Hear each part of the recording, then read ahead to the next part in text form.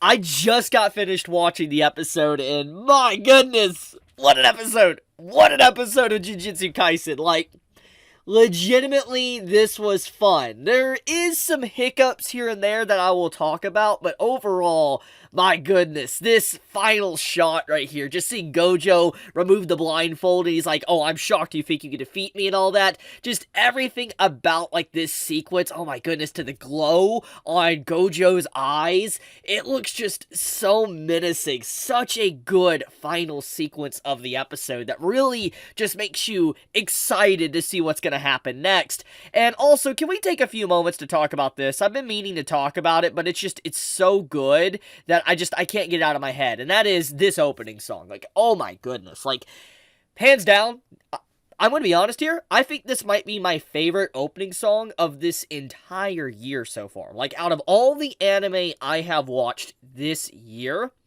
this is probably my favorite opening. It's obviously comes down to personal taste, but I love how the sequence of this opening song just showcases both sides to, like, you are my special, like, oh my goodness, it's so good. Like, just the way it's delivered with the English, even when the Japanese starts to play, it's just such a good opening sequence. It's a banger, and hands down, I think, truly the best opening song of this year thus far. That's my opinion, but that is what I'm going with so far from this year.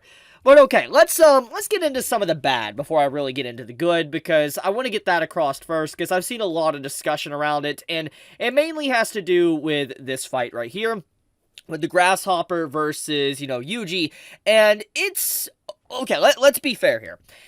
This fight in general isn't anything important. Like, okay, in the grand scheme of things, this fight is just a minor little fodder Grasshopper curse that Yuji has to take down. Nothing too crazy. It isn't a built-up, enemy. It's an enemy that's introduced to be a slight little hurdle on the road for Yuji to get to his true opponent, Mahito.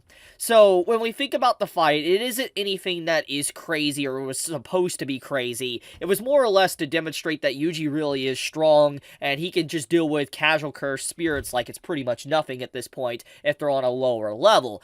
But, the fight in general, if we're wanting to, look at it from the outsider's perspective, this fight legitimately does look good. It is a good-looking fight that honestly got more attention to it than you would normally see from normal fights within anime. I think that this got a lot of, love and attention to detail with the way it was done. And hell, I know the people that were, animating this, I know this has to be difficult to animate because it's the spots on the Grasshopper to the color and all that has to be just, I cannot imagine the pain. Because if anyone doesn't know, when it comes to, designs like this, insect-like designs with intricate, patterns and stuff on their body, it's very difficult to animate in motion because obviously you gotta go, frame by frame. Each frame is drawn here, and you gotta imagine each animator, whoever's animating this, has to draw this. And to keep the patterns on, point and make sure it doesn't look off is incredibly difficult, which is one of the big reasons why Cell in Dragon Ball Z probably has never really made a return until lately in the CGI format of Dragon Ball Super Hero, because animating Cell was absolutely a nightmare. I mean, the animators and people at Toei even talked about that Cell was just awful, because drawing him every single week really required a lot of detail and effort to keep all of his, patterns on his body in check.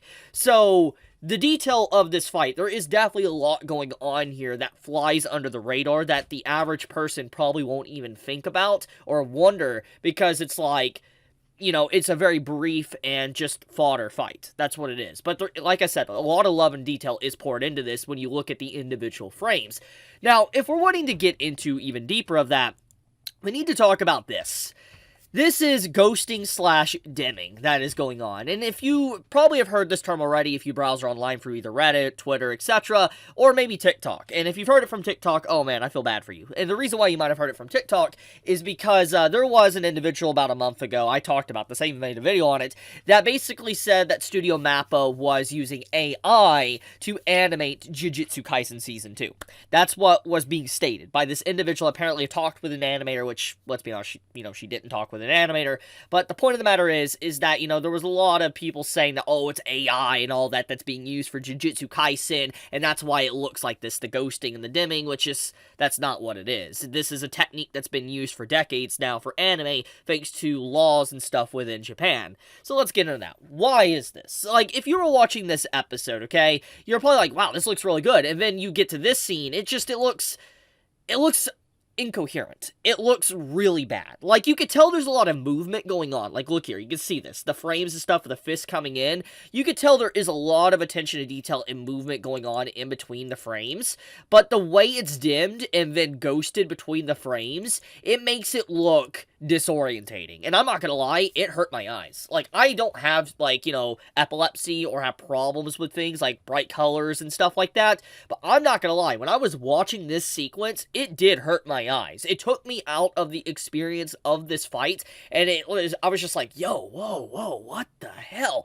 Like, it looks really bad. It really does look bad. In a way, maybe the reason why this is being done like this, even if it is ghosting and it is dimming, could be maybe the people that were dimming and ghosting this wanted to kind of represent speed. Maybe, Yuji and the curse is moving so fast it looks like this, but honestly, if that was their intention, it comes off very bad, because it just looks like an incoherent mess by the way it is, because once again, if you look at the individual frames here, okay, there is movement. You can see the different, like, drawings and stuff that is kind of transparent on top of each other, and so the sequence does probably look really good, but it's dimmed and transparent. Now, let's get into the real reason. Why is this happening? Well, Japanese law.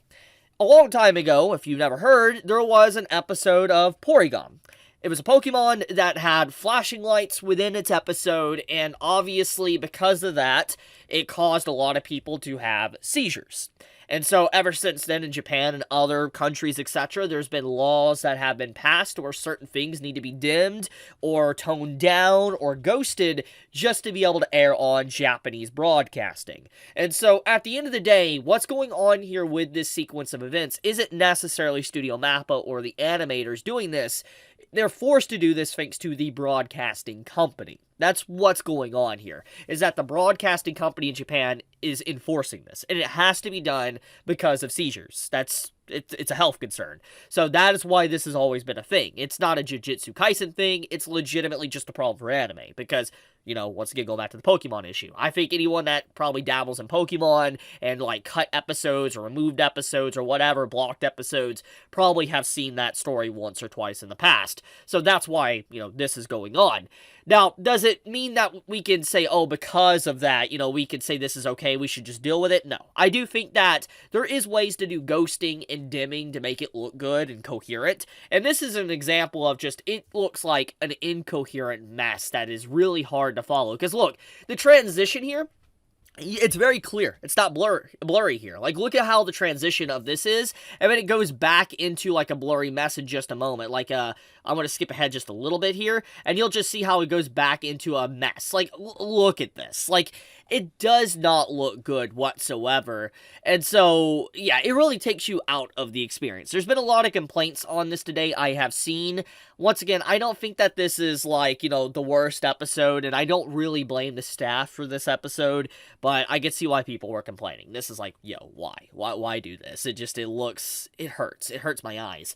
But anyways, besides all of that, we do need to talk about this sequence, which I think is legitimately incredible. Like, this blood technique, oh my goodness, like, it is so good. I'm trying to get the actual frame. So we have blood manipulation going on, and this whole little sequence when the blood comes out and all that, you just see it charging, and the way it goes through the crowd, like, oh my goodness, the perspective of this looks so freaking good. Like, it legitimately looks so good. Like, look how this just travels through the crowd.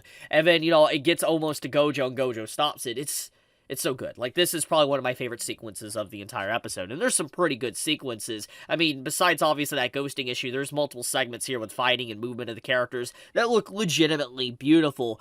Now, besides all of that and the negatives, etc., the episode is on the setup portion, basically, there isn't too much going on. Like, we find out about, like, the different, levels in the station and how they're splitting up. Some are going to Mahito, some are going to rescue civilians, and Gojo's obviously fighting the cursed spirits down below. There's a lot of things going on, a lot of things being hinted at, and things are getting serious, obviously. The question is, what is the main objective of the enemy at this point? Like, what do they fully want to do all around? There's a lot of things going on here, but this is more of a slow episode that sets up things to come. But it is legitimately a good episode if you disregard, like I said, the ghosting and dimming.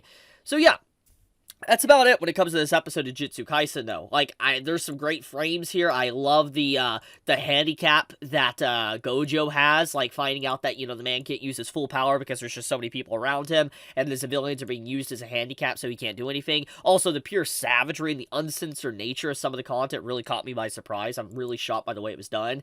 Just, yeah, good episode. Legitimately good episode. Also, I like how this whole sequence of events, when things are being talked about here, you have this, segment where they're, like, in a playground with a bunch of kids, and then you see Mahito in the background.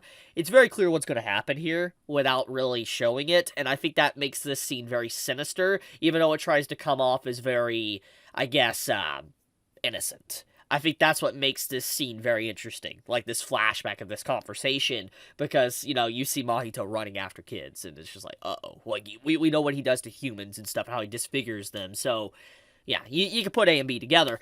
But I guess I'll leave it at that for now. I like this episode. Can't wait for next week. But be safe, stay healthy. Chibi out.